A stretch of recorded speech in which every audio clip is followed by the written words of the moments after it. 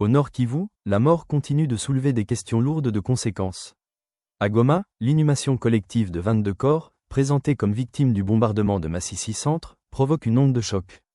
La société civile dénonce aujourd'hui une manipulation macabre et exige la vérité. Le 2 janvier 2026, une explosion meurtrière frappe Masisi Centre, dans le territoire de Masisi. Le bilan humain est lourd, plongeant les familles dans le deuil et la détresse. Mais 6 jours plus tard, le 8 janvier, une cérémonie d'inhumation collective est organisée au stade de l'unité de Goma, avec 22 corps exposés au public. Cette cérémonie, organisée par la coalition AFCM 23, est immédiatement contestée.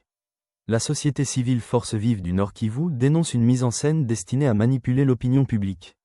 Selon elle, aucune enquête indépendante n'a précédé cette inhumation collective, en violation flagrante de la dignité humaine et du droit international humanitaire. Les informations recueillies sur le terrain soulèvent de sérieuses zones d'ombre.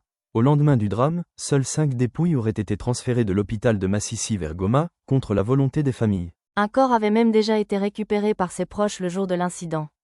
Dès lors, une question centrale se pose.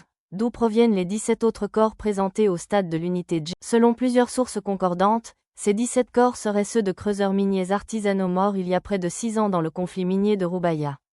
Conservés à la morgue dans l'attente d'une décision judiciaire, ils auraient été retirés le 8 janvier 2026 pour être intégrés à la cérémonie de Goma.